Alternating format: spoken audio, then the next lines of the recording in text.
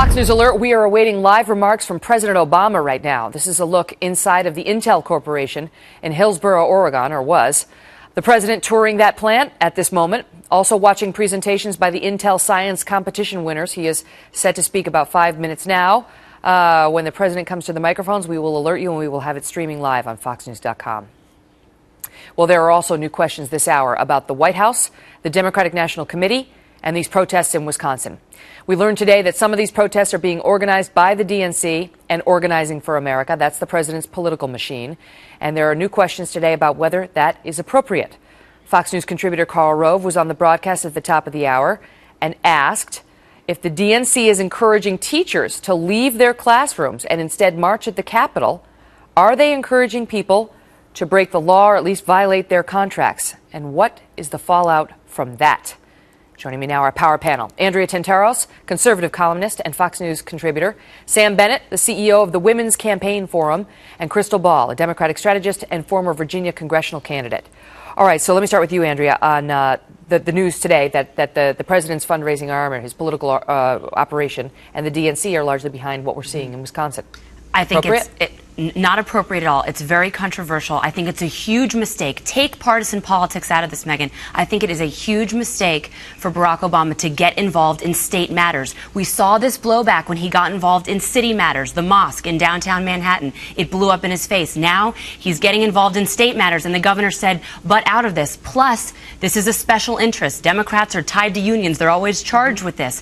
And as Karl Rove pointed out, there are legal issues. Look, it doesn't look good for a president to be arguing for democracy in Cairo, but not in Wisconsin. That's exactly democracy. Yeah. That's exactly what's going on. I couldn't disagree with you more on this, Andrea. It's not a legal issue.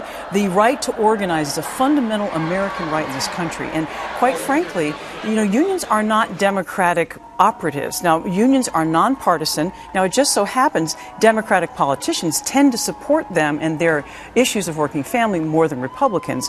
But the bottom line here, the teachers have absolutely the right to organize. They have absolutely the right to fight. But the president shouldn't get involved. No, people are making they're trying to make political hay out of this situation. The president isn't personally. Political hay, Sam. Andrew, what I would say is, politically, it is very risky. I will say that. But I understand why they're getting involved, because there's a very core principle here. The middle class has been continually squeezed. And this is saying, you know what, this is enough. And I say this as someone who would not have had the opportunities that I've had in life if it were not for my parents and their grandparents having union jobs. So this is something that is very important to me, and I'm glad Let me ask you what I asked Alan Combs, right, as two Democrats. Right. Sure. I don't think you can argue that the unions have the right to be upset. If they have the right to be upset, who can legitimately dispute that? Absolutely. But do they have the right to leave the state? Mm-hmm. The Democratic senators have left the state to prevent a vote from happening on these austerity measures. And do the teachers have the right to leave the classroom? Or are their rights more in terms of protesting during legitimate hours and that kind of thing, and then going to the ballot box next time around and saying, forget these Republicans? You first, Crystal, and I'll dive on that one. I think that they feel like this is their last option. This is their last chance to take a stand and to win something that's not just important for the state, but it is a principle for the nation. The principle is their teachers. They're not going to work. And I'm someone who has actually been relatively critical of the teachers' unions. I work in education. I'm a proponent of education reform. But I think I totally understand where they're coming from. I think it's a very important against fight. the wall. And quite frankly, Wisconsin, so goes the country. This is coming up everywhere Several across states. the country. That's right. And so this is sending a clear message that these teachers have the right to organize. They have the right to stand up for a fair working wage. And this is not just going to be trampled on. And the Republican Party, but trampled on, they're going to lose on the vote. The lawmakers are going to take a vote and they're going to lose because there's 19 Republicans and 14 Democrats. But they've Senate. got to make a point. And listen, in Washington, we've had sit-ins, we've had protests. We're missing the point, Sam. The president, this is the news of the day. The president is involved and the DNC is involved. No, this is a huge issue. What's going on is we're coming into election season, so Obama can sneeze left, and the Republicans are going to die. No, it's bigger than a sneeze. It's bigger than a sneeze. And you know what? The way Reagan dealt with, I'm telling you, this is a mistake for him. Look at how Reagan dealt with the unions when he had trouble with air traffic control. He fired them and brought in the National Guard. This isn't going to be perceived as a mistake by the left. Wait, Nope. the left isn't going to think, but I think the greater public will say, what's the president doing butting his nose in business for his special interests? How about independents? They've been the core, constituent group that he's been trying to appeal to for months now. It's not that Obama woke up in the morning and is personally in the state doing this. No, it's Organizing for America, which is his political arm. Right. But still, no, but this is all very legitimate because it is election season for the president. He has this organization founded, and quite frankly, the value systems that working Americans need to have represented is what Obama represents. That's why he was elected. And this is How long can it go on, though? How long can it go on, right? Because now the Democratic senators in Wisconsin are saying they may stay out of town in Illinois or elsewhere for days or weeks.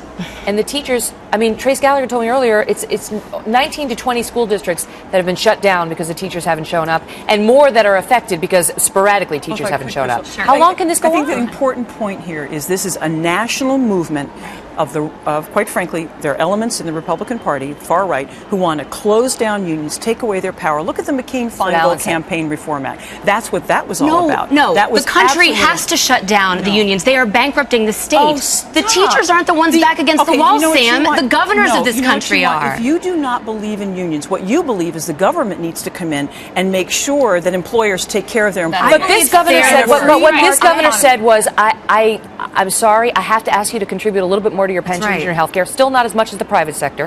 And I have to suspend the collective bargaining rights because I got nothing to bargain with. There's no dough. But that's the point. You cannot suspend collective bargaining. That's what they're really talking about. When are you going to get them back? I think these workers are entirely willing to sit down at the negotiating table. They're willing to sacrifice. That's not what this is about.